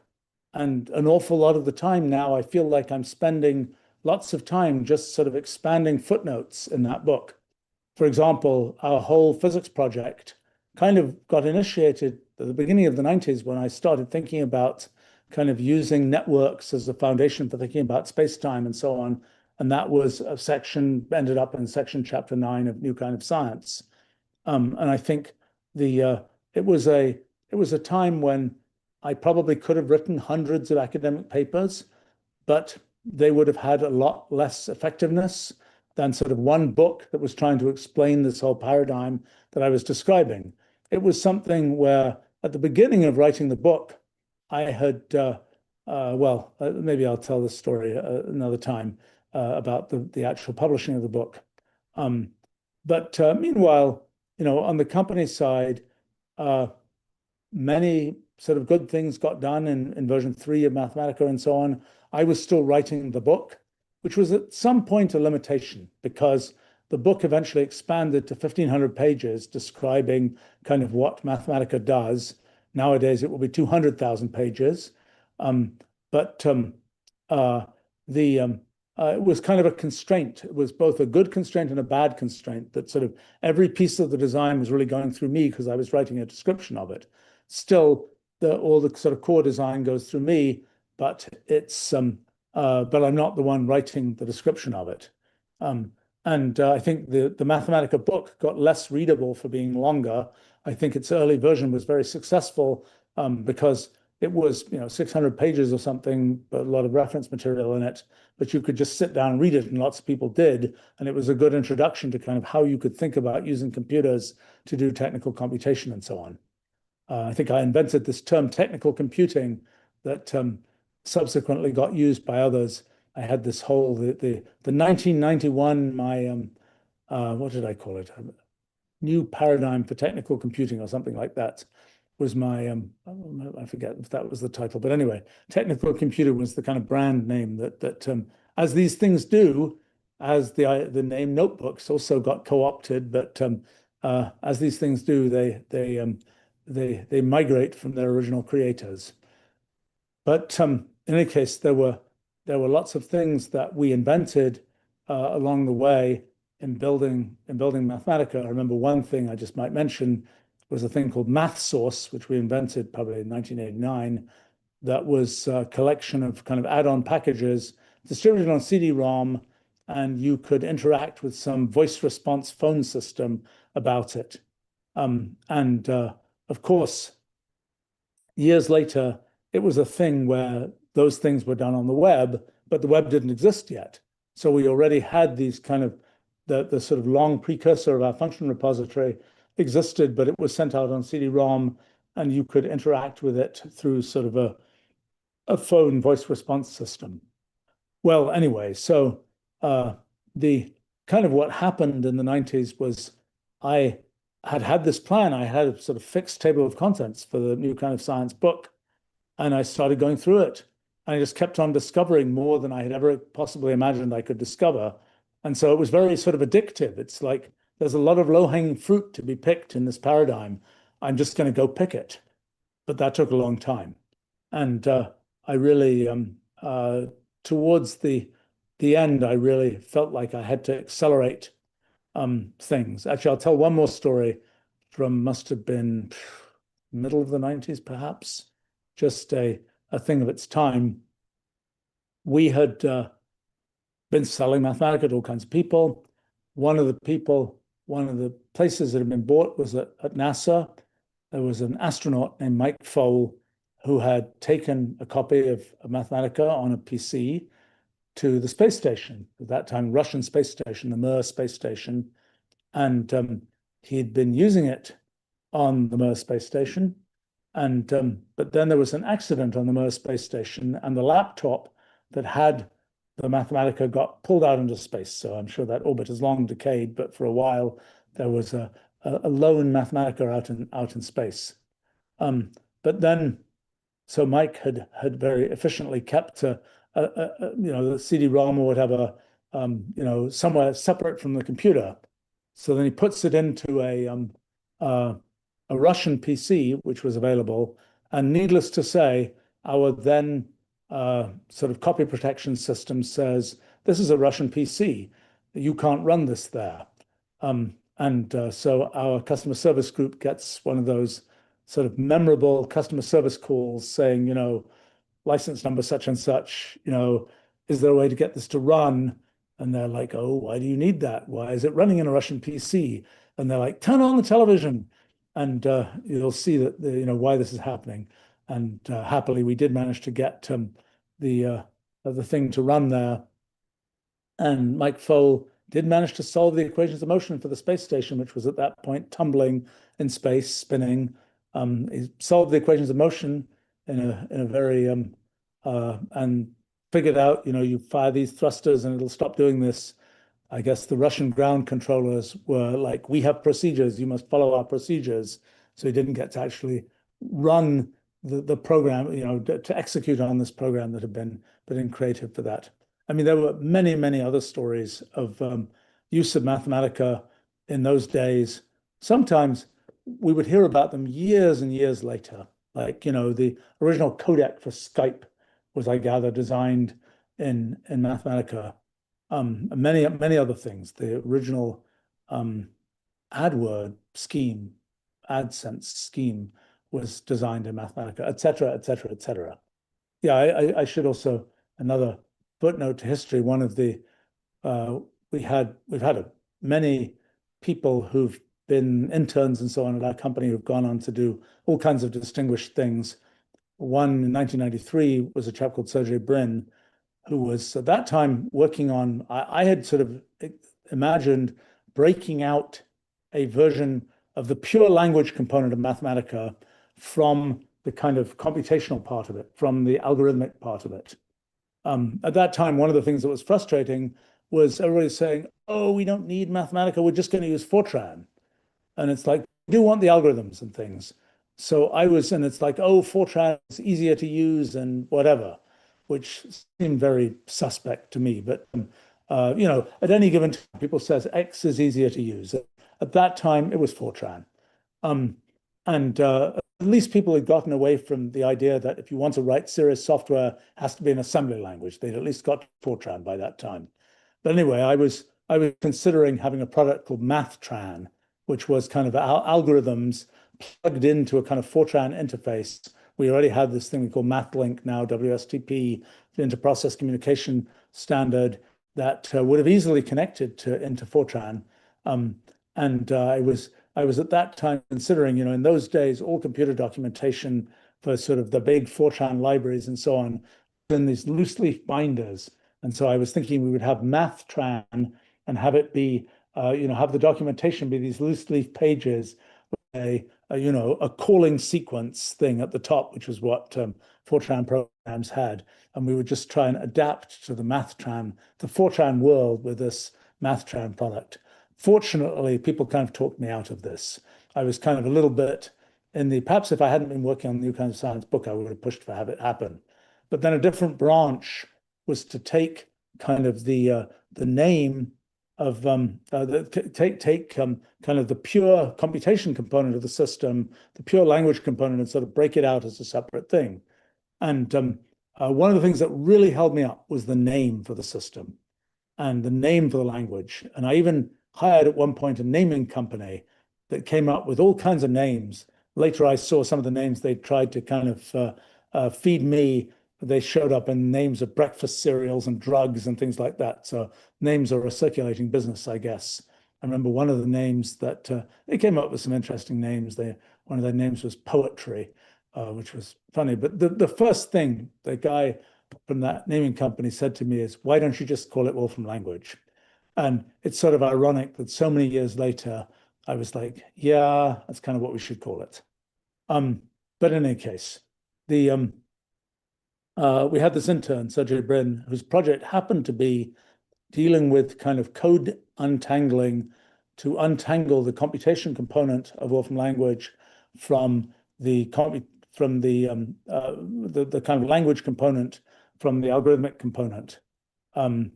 He I have he had some naming ideas. One of his naming ideas was to call it thema on the grounds that the THEMA was the heart of the Mathematica word as a word. But Sergey wrote some nice email about how, the only way to really make products go is to give them away. And when he started Google a little while later, I was like, this idea of just giving this thing away is never going to work. But of course it did in that particular case. In any case, actually, Sergey was working that summer with a chap called Bruce Smith, who was an early person at our company. I do have to tell a story about that. Oh, maybe I shouldn't. I should tell. I'm telling too many stories, but this was one of those. We were at Macworld in, I think, 1988, and there was a chap there called Dana Scott, who's a well-known mathematical logician who I've known for many, many years, um, who was also an early user of Mathematica, and was actually one of the people who was at the product announcement.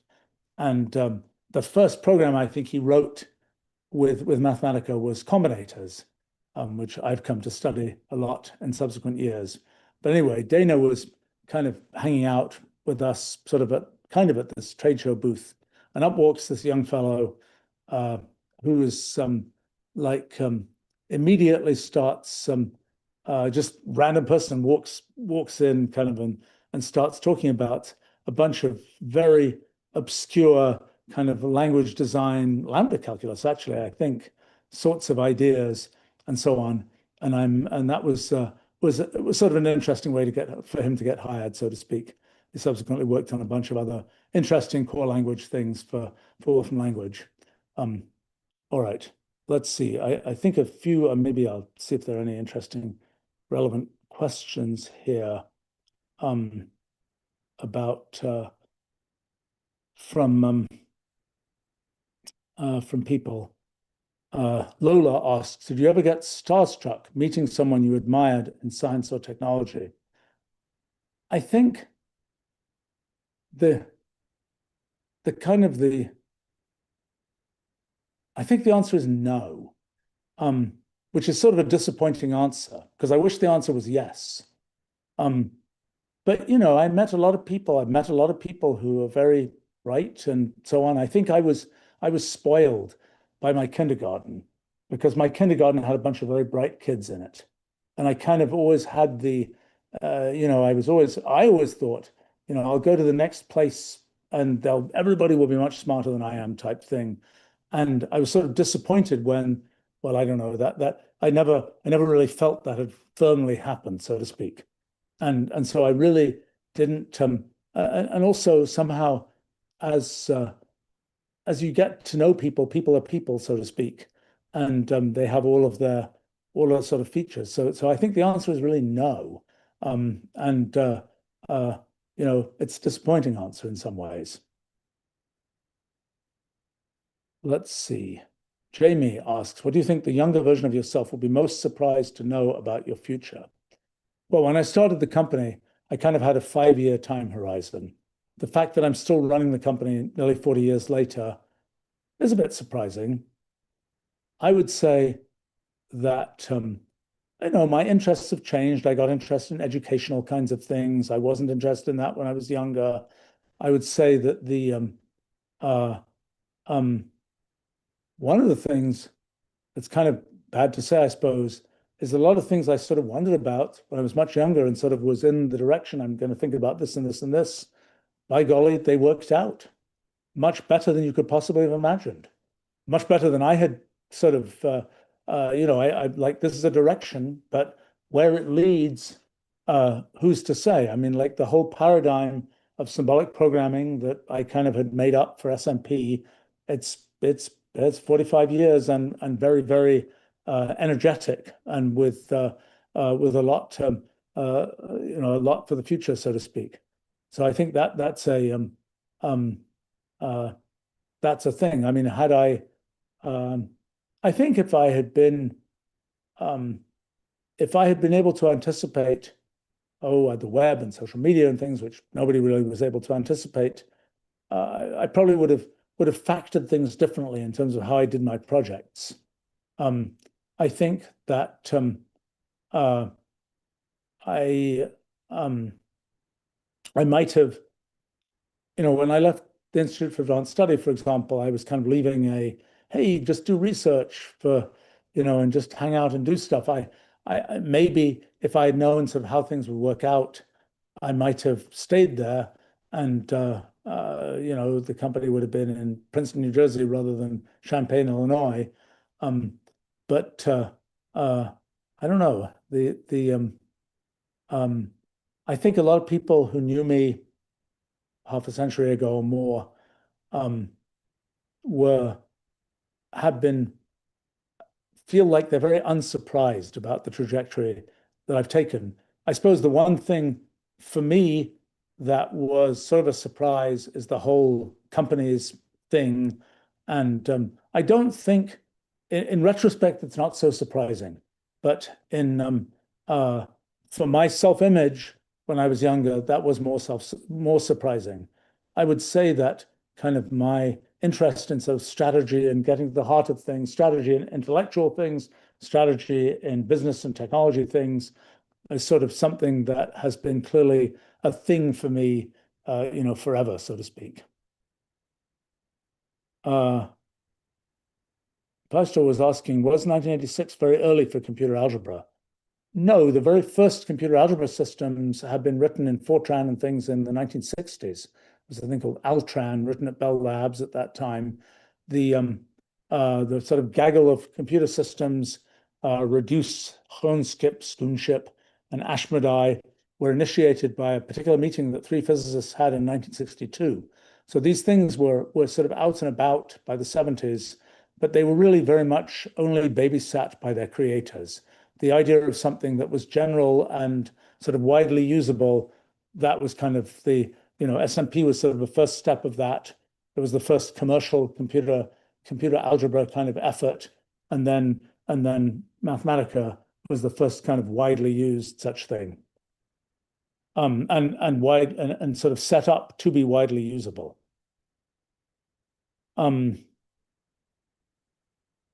Let's see. Yeah, Prab is commenting the sort of conviction about these kinds of ideas in the 1980s. Yeah, I mean, many things people were very convinced about, and I was very convinced they were wrong. And I'm happy to report that I turned out I was right. I mean, one of them was in the 80s, people in physics, for example, were like, well, there's physics and then there's computing, and they're really separate things. And you can't really use computation as a way of modeling the physical world because, oh, we know that the physical world is governed by continuous partial differential equations and so on, not by the things that are in computers. And meanwhile, it's kind of like, oh, physicists don't use computers, those kinds of things. And then later on, I, particularly in Mathematica, adopted sort of a no compromises view of what I thought computers would be able to do. So, I was not kind of pandering to, oh, you have to have a color map to represent colors because that's all you can do with this, or, oh, you have to have this thing because that's all that displays of today can do. I was like, let's figure out how we want it to work. And then maybe we have to have some bridge, some patch for the things today. And that worked out really well. Bob asks, how did you get good at programming and how do you rate yourself as a programmer? How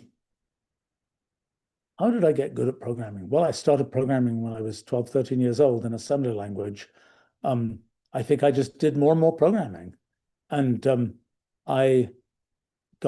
mean, SMP was the first time I'd written really gobs and gobs of code. I would say that how do I rate myself as a programmer? I think as a Wolfram language programmer, for example, which is the main language I programmed in for the last 40 years, yeah, I think I'm pretty good.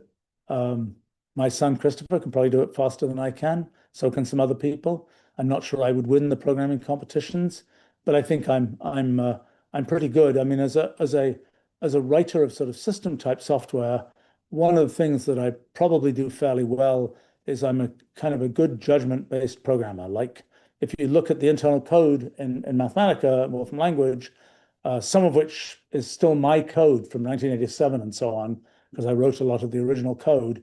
I made a zillion judgment calls about, this bit field should be this size, this thing should work this way, this kind of way of doing collisionless hashes should be done this way with this number of tries for this thing and so on. And I think a lot of those kind of judgment call things worked out pretty well, which is something that doesn't always come with the package. I mean, it's kind of not like just get code that works. It's like you have to make these guesses about how things are going to work, break this into 50 cases, optimize all those code paths and so on. And I think I did fairly well at that, based on the fact that we're still running a bunch of that code. I wish we weren't, but somehow I keep on being told it's actually pretty good, people say. So, I would say that the main thing that I think I developed much more on is language design, and that I had done some of that in building code in, well, even C programs and writing Maxima code, other kinds of things. But then SMP was my big kind of effort in language design and took a few iterations there. And then I had the opportunity to make sort of a clean break with Wolfram language and start afresh. And by that point, I think I was getting pretty good at language design. But also, the first version of Mathematica, I was able to basically rerun design ideas that I had already honed in SMP. And it was a few years in, probably even a decade in, that I really was in virgin territory where I had to really invent designs that I had never thought about before. But by that time, I was pretty experienced at doing language design. And I think that's the main thing that I see myself as having gotten fairly good at. And I think nobody else kind of in the history of languages, of computer language kinds of things, has ever had this experience over this much time of doing this many iterations of designing features of a language. I mean, our language is kind of has this different idea of being a computational language rather than a pure programming language. But I think nobody else has really had that opportunity over now 45 years to sort of iterate on learning how design works. And you know, there are lots of things now where somebody will show me a design and it's like I can just tell you instantly what's wrong with this design. And it's kind of like it's burnt into the reflex arc, so to speak. Let's see. Elsie is asking, what were the most critical, personally stressful make or break moments from the early startup phase of the company? Oh, I don't know. There weren't really very many. I mean, you know, I'm always an optimist and I always take the point of view that I can always make things work out. And they usually do. I mean, we had some of my early employees ended up, once there was a bunch of money involved, ended up causing a bunch of trouble, and that was extremely tiresome. And I think those people probably deeply regret the side that they ended up taking. But it was not through lack of me pointing that out to them. But that was probably one of the more at least tiresome aspects of the early days of our company and so on. Let's see. Elsie is asking, the early days of systems like Wolfram language, was there talk about their use in publications, like the sort of reproducibility trend and so on? You know, I think in the early 80s, I had done some work for Elsevier Publishing Company as one of my random gigs or something. They were interested in should they get into software publishing. And many, many years later, I was talking to a bunch of executives at Elsevier, and I realized, you know, talking to them about what they could do with kind of computational publishing. And I realized I had this moment of deja vu of, I told you this 30 years ago. Have you done anything? They were like, well, no, not really. We've done a bunch of things. I think that early on, yeah, by 1990, maybe 1989 even, we started this thing called the Mathematica Journal together with Addison Wesley. And that was sort of a computational, I mean, it was a thing very much linked in with code. Another fun one, Theo Gray, along with his math tutor from when he was a kid, a chap called Jerry Glynn, wrote a book together about exploring mathematics with Mathematica. That must have been in 1990 or something, which had a CD-ROM at the back, which was the notebooks from the book. Addison Wesley, which was the publishing company, had all kinds of trouble with that, just getting the production stuff to work right. Interestingly enough, there's a new product that we've been working on in the AI education space, which is, again, a collaboration, among others, between Theo Gray and Jerry Glynn, who is both much older now. But it's kind of funny how these things come around.